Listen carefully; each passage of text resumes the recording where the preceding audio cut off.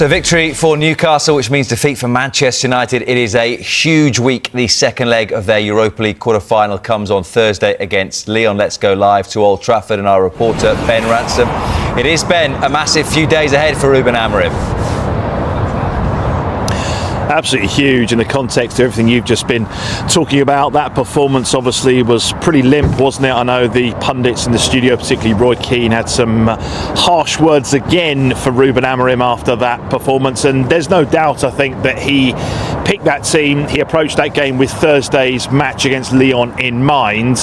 Whether that's the right approach to essentially prioritise one over the other, I guess he's the manager, he's got to make those big calls, and really their season rests on the Europa League, doesn't it, on trying to initially get through this quarter-final. But he's got some huge questions to answer again. Andre Onana obviously taken out of the firing line at the weekend. Ruben Amorim said he didn't want him on the bench because he knew that the cameras would all be focused on him at all times. He wanted to give him a complete break after those two costly errors that have meant that this Europa League quarter-final's delicately poised at 2-2 going into the second leg on Thursday. But Altay Bayındır, as you've just been explaining, didn't exactly cover himself in glory, particularly by gifting Newcastle that fourth goal. So a huge call this week for Ruben Amorim as to who plays between the sticks, and that is all set against the backdrop of what looks now confirmed to be their worst ever season in the Premier League.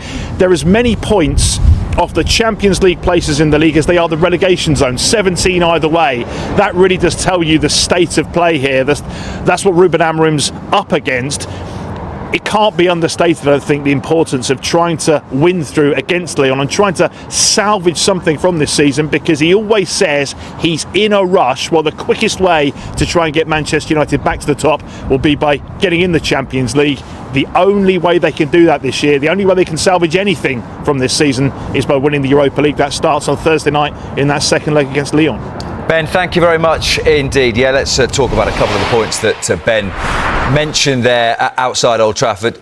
So it's a dangerous game, isn't it, when you are saying it all comes down to one competition? And it was interesting, Alan Smith saying yesterday when he was asked the question before the match, it's Manchester United. Every game does matter. You can't just chuck away a Premier League game because it's all on the Europa League. And if they don't win the Europa League, you look even closer at what has been a woeful Premier League campaign. It has, and of course Manchester United, whenever they play, there's so much scrutiny.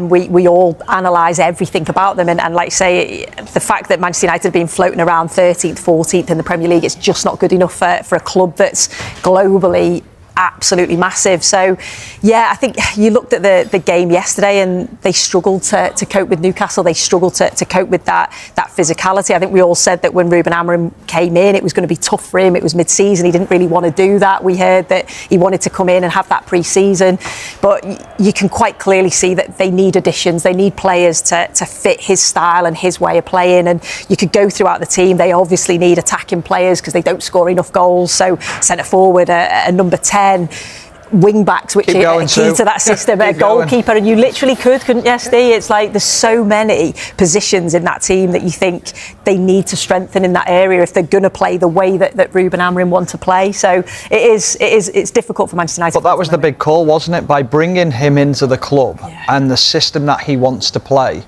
that you are going to have to rip the team apart to make it be able to play that system, because at the moment he's trying to play his system and it is absolutely not working. Do you think that in a way, though, is helpful in the sense that he's tried it for 3/4 of a season and he will now know going into pre-season which of them he already is sure can't do it and has to move on? Tell me who's got value in that squad. What are you going to do?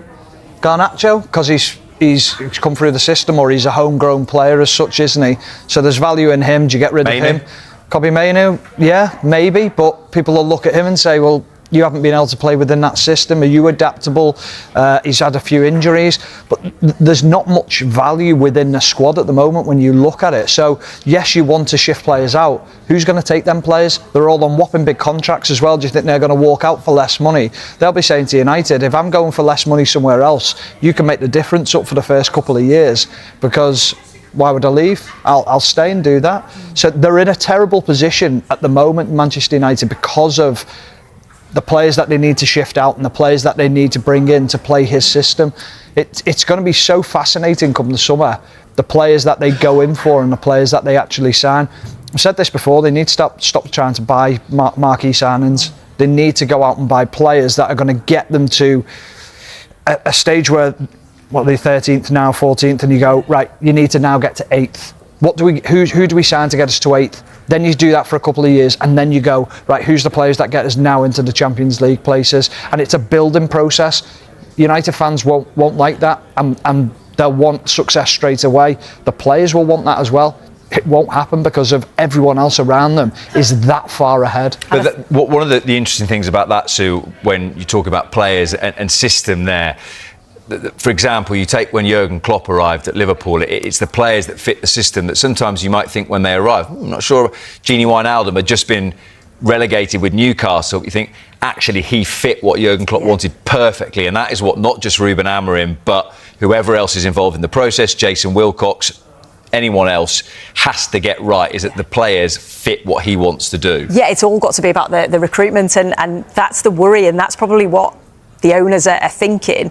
Do we really back this manager, and do we give him all of that money that he needs to be able to play the way that he wants to play?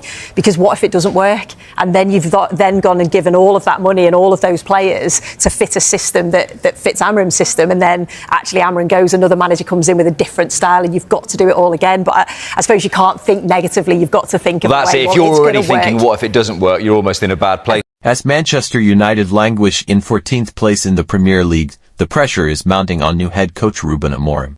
With fans growing increasingly frustrated and results spiraling, former players and pundits are beginning to question whether even Amorim has the tools to steady the ship.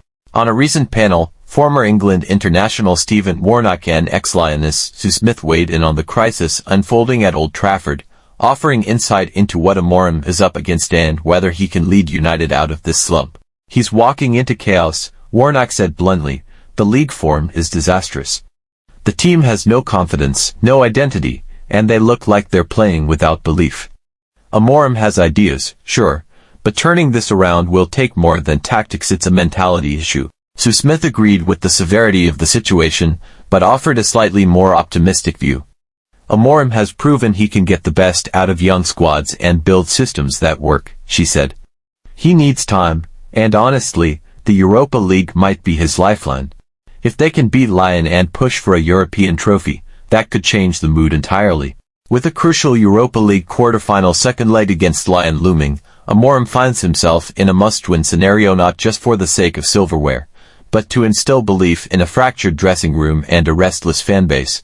Amorim's tactical philosophy versus the current squad's limitations, the lack of consistent leadership on the pitch.